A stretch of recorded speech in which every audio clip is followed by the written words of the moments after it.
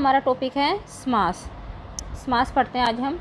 देखो हम क्या आजकल हर एक चीज़ को छोटे से छोटा बोलना चाह रहे हैं, ठीक है। जैसे अगर मैं इंग्लिश की बात करूँ, हम ब्रदर को क्या बोलते हैं ब्रो, सिस्टर को क्या बोलते हैं सिस, ठीक है। हस्बैंड को क्या बोलने लग गए हैं हबी। तो ऐसे ही हम हिंदी में भी क्या करेंगे, उनको ना शब्दों को छोटे से छोटा बोलने की कोशिश करेंगे, ठीक है। जब दो या दो से अधिक शब्दों को मिलाकर नया शब्द बनाया जाए तो उस मेल को हम क्या बोलते हैं, समास बोलते हैं, ठीक है। तो अब देखिए चंद्रमुखी को देखिए।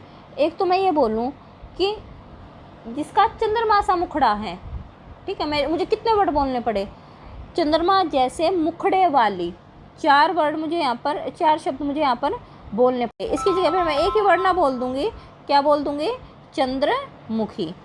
ऐसे ही 10 मुखों वाला बोलूँ मैं, 10 मुखों वाला, मुझे 3 शब्द यहाँ पर बोलने पड़ गए। इसकी जगह पर मैं एक ही ना बोल दूँगी, दशानन।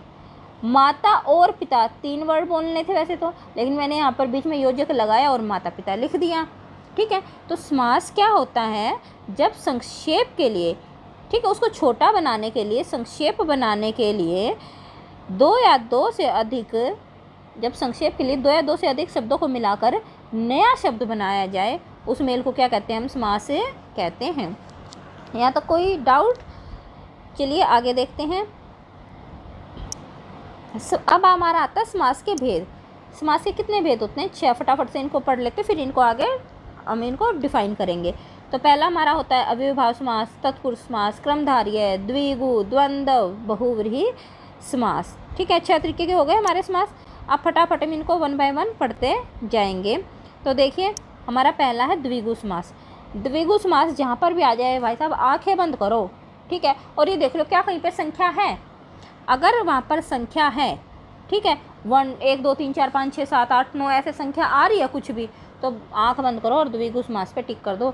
जब समस्त पद का पहला पद क्या हो, संख्यावाचक हो, संख्या उसके अंदर आनी चाहिए, तो हमारा कौन सा हो जाएगा, द्विगु समास हो जाएगा। जैसे उदाहरण ले लेते हैं, त्रिलोक, कितने लोग, 3, संख्या आ गई, आंख बंद करो, द्विगु समास। पंचवटी, 5 वटी है ना, 5, संख्या आ गई, द्विगु समास। चौराहा, ऐसे 4 राहें होती है, 4, ठीक है, तो क्या हो गया हमारा, द्विगु समास। अठन्नी, कितने आने हैं, 8, संख्या आ गई, द्विगु समास। पंचतंत्र, कितने तंत्र की हमारी बात हो रही है, 5 तंत्र की हमारी बात हो रही है, ठीक है। तो जहाँ पर भी हमारी संख्या आ गई तो हमें कुछ नहीं सोचना, सिर्फ हमें द्विगु समास के बारे में सोचना है। अगला देखिए, अगला हमारा होगा द्वंद्व समास। चलिए द्वंद्व समास करते हैं। अगला द्वंद्व, नाम से पता चल रहा होगा, द्वंद्व होएगा, इनमें लड़ाई होएगी, कोई भी अपने आप को कम नहीं मानेगा इसमें, ठीक है। दोनों बराबर के होंगे, 2 अगर पद होंगे, 2 अगर शब्द होंगे तो दोनों बराबर के होंगे, कोई अपने आप को कम नहीं मानेगा, ठीक है। जब समस्त पद के दोनों पद प्रधान हों, दोनों ही पद अपने आप को प्रधान मानेंगे, और जब हम उनको विग्रह करेंगे तो या तो या और का प्रयोग होगा। कैसे होगा अभी देखते हैं, ठीक है। जैसे मान लो मैं इसका उदाहरण ले लेती हूँ, माता और पिता, ठीक है, माता और पिता। देखो पहली बात तो द्वंद्व की ये होगी, इसके बीच में ना ये वाला योजक चिन्ह जरूर आएगा। देखो ये लगा हुआ है इसमें भी, ठीक है, योजक चिन्ह इसमें जरूर आएगा। दूसरी बात, अब मैंने बोला दोनों समस्त प्रधान, दोनों पद प्रधान होंगे। अब एक बात, माता का ज़्यादा महत्व है पिता का, दोनों का बराबर का महत्व है, ठीक है, तो दोनों पद क्या हो गए, प्रधान हो गए। छोटा या बड़ा, कोई चीज़, कोई छोटा भाई है या बड़ा भाई, दोनों का समान महत्व है। दाल या रोटी, दोनों बराबर हैं, ठीक है, ना तो हम दाल को कम दिखा सकते ना रोटी को कम दिखा सकते। भला और बुरा। अच्छा दूसरी बात, जब हम इसके विग्रह जब हम कर रहे हैं, जब हम इनको आपस में अलग अलग करके तोड़ रहे हैं, तो या तो या आएगा या और। जैसे माता और पिता, छोटा या बड़ा, दाल और रोटी, भला या बुरा, सुख और दुख बोलते हैं ना हम, सुख और दुख, और की जगह हमने यहाँ पर ये योजक चिन्ह लगा दिया, ये वाला, ठीक है। लाभ और हानि, ठीक है। तो द्वंद्व में क्या होंगे, दोनों पद प्रधान होंगे, बीच में हमारा क्या मिलेगा, योजक चिन्ह, हमारा ये वाला योजक चिन्ह मिलेगा। जब हम इनका विग्रह करेंगे तो या तो या आएगा या फिर हमारा और क्या आएगा, हमारा और शब्द आएगा, ठीक है। यहाँ तक कोई डाउट? अब आगे हम इसको बढ़ते हैं। अगला देखिए हमारा होएगा क्रमधारय समास। कर्मधारय समास में क्या है भाई साहब, हम तारीफ़ करेंगे किसी की या फिर उसकी विशेषता बता देंगे, भाई ये ऐसा है, ये अच्छा है, ये बुरा है, इसका रंग कैसा है, ठीक है। तो इसमें हम कुछ ना कुछ यहाँ पर या तो विशेषता बताएंगे या कुछ तारीफ़ करेंगे, ठीक है, या बुराई करेंगे, तो यहाँ पर कुछ ना कुछ विशेषता बताएंगे। तो देखिए, जब समस्त पद के दोनों पदों में विशेषण विशेष्य का संबंध हो, यानी कि वहाँ पर कुछ ना कुछ विशेषता बताई गई हो, ठीक है, तो वहाँ पर कौन सा समास होगा, कर्मधारय समास होगा। जैसे चंद्रमुखी, चंद्रमुख, ठीक है, चांद जैसे मुखड़े वाला, ठीक है, तो यहाँ पर मुख तो है लेकिन कैसा है, चांद जैसा है। अब यहाँ पर देखिए सज्जन, जन तो है, ठीक है, आदमी तो है लेकिन कैसा है, सत है, अच्छा आदमी है, ठीक है, कैसा आदमी है, सत हमारा आदमी है, अच्छा आदमी, आदमी की विशेषता बता दी, ठीक है। अगला देखिए महाराजा, राजा तो है, ठीक है, कोई बात नहीं, लेकिन कैसा, महा यानी कि महान राजा है, विशेषता बता दी राजा की। नीलांबर, अंबर तो है, ठीक है, कोई दिक्कत नहीं है, लेकिन कैसा अंबर है, नीला है, ठीक है, यहाँ पर विशेषता बता दी कि नीला है, काला है, पीला है, ठीक है, अंबर की विशेषता बता दी। काली मिर्च, मिर्च है, ठीक है, कोई दिक्कत नहीं है, लेकिन मिर्च हमारी कैसी है, काली मिर्च है, काली है, हरी है, विशेषता बता दी मिर्च की, ठीक है। तो यहाँ पर किसी भी पद की क्या हम विशेषता बताएंगे, तो वहाँ पर कौन सा समास होएगा, हमारा कर्मधारय समास हो जाएगा। अगला देखिए, और ये ध्यान से देखिए, बिल्कुल ध्यान लगा के आपको समझना है इसको। इसमें आपको ये भी लगेगा कि मैम इसके अंदर तो कर्मधारय समास होना चाहिए था, मैम इसके अंदर द्विगु समास होना चाहिए था, या बहुव्रीहि समास होना चाहिए था। इसमें बड़ा कन्फ्यूजन रहता है बच्चों को। बहुव्रीहि समास को ध्यान से देखिए, इसमें क्या है, देखो अब तक हमने पढ़ा द्विगु, ठीक है, संख्या की बात हो रही थी द्विगु में, फिर आया द्वंद्व, द्वंद्व में आपस में लड़ाई हो रही थी, दोनों पद अपने आप को सेम बता रहे थे, दोनों पदों का बराबर महत्व था। तीसरा था हमारा कर्मधारय समास, कर्मधारय समास की विशेषता बताई थी, भाई ये कैसा है, ये आदमी कैसा है, राजा कैसा है, ठीक है। अब यहाँ पर कुछ नहीं करना, ठीक है, पदों की ना विशेषता देखनी, ना दिखना कि क्या आया क्या नहीं आया। यहाँ पर हमें ना कोड वर्ड में बात करेंगे, इस वाले में कोड वर्ड, यानी कि हमारे शब्द तो कुछ और होंगे लेकिन हम बात किसी तीसरे आदमी की कर रहे होंगे। तो देखिए कैसे, जब समस्त पद का कोई भी पद प्रधान न हो, कोई पद प्रधान नहीं है, कोई अपने आप को कुछ नहीं मान रहा है, ठीक है, लेकिन उससे अर्थ किसी और का निकलेगा। जैसे हमें कई बार कोड वर्ड में बात करते हैं ना कि हम बात तो किसी और की करते रहेंगे, ठीक है, लेकिन हमारे शब्द कुछ और हो जाते हैं, तो ये वही है अपना बहुव्रीहि समास। जैसे अब उदाहरण से अच्छे से समझ में आएगा, नीलकंठ, कंठ कैसा है, नीला है, देखते ही क्या समझोगे कि नहीं मैम ये तो कर्मधारय है, लेकिन यहीं पे रुक जाओ, स्टॉप हो जाओ, ये कर्मधारय नहीं है। क्यों, नीलकंठ, वैसे तो कंठ की विशेषता बता दी, लेकिन नीलकंठ हम किसके लिए यूज करते हैं, भगवान शिव के लिए हम क्या करते हैं, नीलकंठ का शब्द का प्रयोग करते हैं। तो यहाँ पर शब्दों पर मत जाओ, यहाँ पर अर्थ में जाना है आपको बहुव्रीहि समास में। लंबोदर, वैसे तो विशेषता बता दी उधर की कि लंबा है, लेकिन नहीं, लंबोदर हम किस लिए यूज करते हैं, लंबोदर को, लंबोदर हमारा होता है गणेश जी के लिए, ठीक है। ऐसे ही महावीर, ठीक है, महावीर कौन थे हमारे, वैसे तो बोलोगे कि मैम जैसे महाराजा था ना, कि महाराजा था, राजा महान था तो कर्मधारय था, तो यहाँ पर भी कर्मधारय नहीं, यहीं पे रुक जाओ, यहाँ पर क्या होगा हमारा बहुव्रीहि समास होगा। क्यों होगा, महावीर हम किसके लिए यूज करते हैं, भगवान हनुमान के लिए। सहस्त्र भाव, ठीक है, सहस्त्र भाव में यहाँ पर क्या होगा, देखते ही संख्या आ गई भाई, ठीक है, सहस्त्र भाव में क्या हो गई, संख्या आ गई, तो देखते क्या बोलोगे, 100 भुजाओं वाला, ठीक है, कि द्विगु समास है, लेकिन नहीं, यहाँ पर सहस्त्र भाव कौन थे, हमारे अर्जुन जी थे, ठीक है। तो हमारे अर्जुन जी के लिए सहस्त्र भाव का यूज किया जाता है कि वो 100 भुजाओं वाला था। गिरिधर, ठीक है, जिसने गिरी को धारण किया हुआ है, यानी कि पहाड़ को जिसने उठाया हुआ है, गिरी को उठाया हुआ है, ठीक है, तो किसने उठाया हुआ है, भगवान श्री कृष्ण ने। चतुर्मुख, 4 मुखों वाला, बोलोगे मैम संख्या आ गई, नहीं, यहाँ पर हम संख्या की बात ही नहीं कर रहे, हम यहाँ पर कोड वर्ड की बात कर रहे हैं। चतुर्मुख किसके लिए मैंने यूज किया है, भगवान ब्रह्मा के लिए हमने इसको यूज किया, चतुर्मुख बोलते हैं ना भगवान ब्रह्मा को, ठीक है। तो आया है समझ में कि बहुव्रीहि समास, कर्मधारय और द्विगु में क्या अंतर होता है, ठीक है। अगला देखिए, अगला हमारा होगा अव्ययीभाव समास। तो देखिए अव्ययीभाव समास को समझ लेते हैं।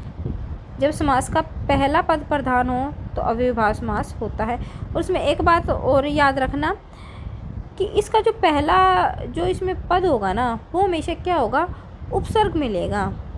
उपसर्ग क्या होते हैं, जो शब्द के शुरू में लगते हैं। जैसे प्रतिदिन, प्रति क्या है, एक उपसर्ग है ना, प्रति प्लस में दिन। यथाशक्ति, यथा क्या है हमारा, उपसर्ग है, ठीक है। ऐसे ही प्रति क्षण, ठीक है। भर पेट, भर हमारा क्या है, उपसर्ग है। प्रतिफल, अभी देखो रातों रात, दिनों दिन, ठीक है। इन सब में कौन सा होता है, अव्ययभाव समास होता है, क्योंकि इसमें क्या है, पहला पद प्रधान है, ठीक है। अनुरूप, अनु क्या है, उपसर्ग एक तरीके से, ठीक है, अनुरूप। तो जब समास का पहला पद प्रधान हो, या फिर हम उसको बोल सकते हैं या पहला पद क्या हो हमारा, उपसर्ग हो, ठीक है, तो वहाँ पर कौन सा होएगा, अव्ययभाव समास होगा। आए है यहाँ तक क्लियर है। अगला देखते हैं, अव्ययभाव समास को फिर से देख लेते हैं। पहला पद प्रधान बोल लो या उपसर्ग बोल लो होगा, तो वहाँ पर कौन सा होगा हमारा, अव्ययभाव समास होगा। तो अगला देखिए, तत्पुरुष समास, ठीक है। तत्पुरुष समास को देखते हैं। जब समास का अव्ययभाव में तो पहला पद प्रधान था, ठीक है, कोई बात नहीं है। तत्पुरुष में क्या होगा, दूसरा पद प्रधान होगा, ठीक है। और विग्रह करने पर विभक्ति प्रकट होगी, विभक्ति प्रकट होगी। विभक्ति जैसे आपने पढ़ा भी होगा, कारक का, कर्ता ने, क्रम को, ऐसे पढ़ा है ना, कर्ता ने, क्रम को, करण से, ठीक है। संप्रदान के लिए, अपादान से जुदाई, संबंध का के की, अधिकरण में पर। तो जब भी हम इनको आपस में अलग अलग तोड़ेंगे ना इन शब्दों को, तो ने, का, की, के लिए, से, ठीक है, ये वाले हमारे क्या होंगे, शब्द आएंगे। तो वहाँ पर समझ जाना कौन सा समास है हमारा, तत्पुरुष समास है, ठीक है। तो जब समास पद का दूसरा पद प्रधान हो, ठीक है, दूसरा पद प्रधान होगा, और जब हम इन दोनों को तोड़ेंगे आपस में, तो बीच में हमारी क्या आएगी, विभक्ति आएगी। जैसे रसोई घर, रसोई का घर, ठीक है, रसोई का घर। सेनापति, ठीक है, सेना का पति। गंगा जल, ठीक है, गंगा का जल, का आ गया ना बीच में का, तो समझ जाना तत्पुरुष। भारतवासी, भारत के वासी, के आ गया ना, भारत के वासी, ठीक है, तो वहाँ पर कौन सा होगा, तत्पुरुष में। युद्ध वीर, युद्ध में वीर, ठीक है, तो में आ गया ना बीच में में, तो तत्पुरुष समास। सिर दर्द, सिर में दर्द, क्या होएगा, सिर में दर्द, में आ गया, तो कौन सा समास होगा, तत्पुरुष समास। और इस तत्पुरुष समास को हम क्या है, अलग से इसके भागों को भी अलग से अलग वीडियो में हम इसको पढ़ेंगे, तत्पुरुष समास को। तो होप यहाँ तक आपको समझ में आ गया होगा। एक बार फटाफट इसको समराइज कर लेते हैं। हमने क्या पढ़ा है, समास पढ़ा है। समास क्या होता है, जब संक्षेप के लिए दो से अधिक शब्दों को मिलाकर नया शब्द बना देते हैं, ठीक है। समास के कितने भेद थे हमारे, 6 भेद थे। कितने भेद थे, 6। कौन कौन से, अव्ययभाव समास, तत्पुरुष समास, क्रमधारय समास, द्विगु, द्वंद्व, बहुव्रीहि समास, ठीक है। तो पहला द्विगु का मैंने बोला था क्या होता है, द्विगु के अंदर आपको संख्या मिलेगी। द्वंद्व का बताया था, द्वंद्व में क्या होगा, आपस में लड़ाई होगी, यानी कि दोनों पद आपस में लड़ाई होगी, यानी कि दोनों पद प्रधान होंगे, कोई अपने आप को छोटा या बड़ा नहीं मानेगा। तीसरा मैंने बोला था क्रमधारय समास, क्या होता है क्रमधारय समास में, कि हम वहाँ पर किसी न किसी की विशेषता बताएंगे, ठीक है, कि ये अच्छा है ये बुरा है। अगला हमारा है चौथा बहुव्रीहि समास, और सबसे ज़्यादा दिमाग हमने इसी में लगाया था, ठीक है। इसमें हम कोड वर्ड में बातें करते हैं, ठीक है। हाँ, हम बात, हमारे शब्द कुछ और होंगे, लेकिन हम बात किसी तीसरे आदमी की कर रहे होंगे, उससे अर्थ हमारा कुछ और निकलता होगा। उसके बाद हमने पढ़ा, क्या पढ़ा, अव्ययभाव समास। अव्ययभाव समास में क्या बताया था, इसका जब हम टुकड़े करेंगे, इस शब्द के अगर हम टुकड़े करेंगे, तो इसमें पहला पद जो होगा वो क्या होगा, या तो उपसर्ग मिलेगा, ठीक है, या बोल सकते पहला पद प्रधान होगा या उपसर्ग होगा। अगला हमने पढ़ा तत्पुरुष समास, जब समास का दूसरा पद प्रधान और विग्रह, जब हम उसको तोड़ेंगे, शब्द को विग्रह करेंगे, तो हमारी क्या आएगी, विभक्ति आएगी, ठीक है। विभक्ति जैसे मैंने बोला था, से, का, के, में, ठीक है, ऐसे आएंगे। तो अब देखिए आपको कितना समझ में आया, कितना नहीं। फटाफट से हम क्या करते हैं, इसके प्रश्न उत्तर करके देख लेते हैं। तो देखिए हमारा पहला प्रश्न है, अन्य जल में कौन सा समास है। देखो पहली बात तो यहीं पे देख लो, योजक चिन्ह आ गया, और अन्न और जल दोनों बराबर के हैं आपस में, कोई अपने आप को कम नहीं मानेगा। अन्न भी हमारे लिए इतना इम्पोर्टेंट है जितना जल है, और जितना जल है उतना ही अन्न है। तो कौन सा समास हो गया, आपस में लड़ाई होगी, द्वंद्व हो गया, द्वंद्व समास। अगला देखिए दूसरा, गिरिधर में कौन सा समास है, गिरिधर। वैसे तो क्या बोलोगे आप लोग कि मैम यहाँ पर क्या है, गिरिधर। गिरिधर किसका समास होगा, हमारा बहुव्रीहि समास, क्योंकि गिरि को धारण किसने कर रखा है, गिरि को धारण कर रखा है हमारे भगवान श्री कृष्ण ने। ठीक है, तो अगला देखिए तीसरे नंबर का हम देखते हैं, महावीर। महावीर में कौन सा समास है, तो महावीर में है हमारा, बताओ मैं कर्मधारय पे टिक करूँ या बहुव्रीहि पे टिक करूँ, बताओ।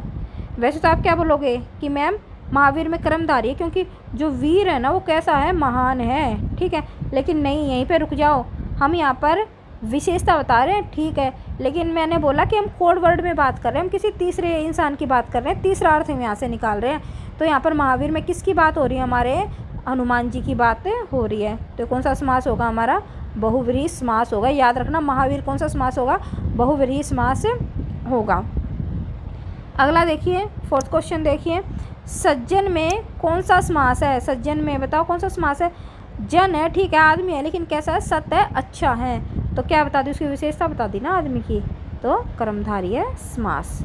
अगला देखिए, रोग मुक्त में कौन सा समास है, रोग मुक्त, टुकड़े कर लो इसके, रोग मुक्त के टुकड़े करेंगे तो क्या होगा, रोग से मुक्त। ठीक है, तो विभक्ति आ गई, विभक्ति आ गई तो बताओ कौन सा होगा, विभक्ति जहाँ पर आ गई तो हमें कुछ नहीं देखना, विभक्ति आते ही हमारा कौन सा समास होता है, तत्पुरुष समास होता है। अगला देखिए, नीलकंठ में कौन सा समास है, नीलकंठ में वैसे तो आप क्या बोलोगे कि मैम कंठ की विशेषता बता दी, नीला है भाई कंठ, लेकिन यहीं पे स्टॉप हो जाओ, यहीं पे रुक जाओ। मैंने बोला है यहाँ पर हम किसी तीसरे की बात हो रही है यहाँ पर, ठीक है, कंठ है, नीला है, ठीक है, लेकिन यहाँ पर हमारा कहने का मतलब ही कुछ और निकल रहा है कि हम कंठ की बात ही नहीं कर रहे, हम यहाँ पर किसकी बात कर रहे हैं, शिव जी की बात कर रहे हैं, क्योंकि नीलकंठ हमारा किसको बोला जाता है, शिव जी को बोला जाता है। तो बताओ नीलकंठ में कौन सा समास हो गया, हमारा बहुव्रीहि समास हो गया।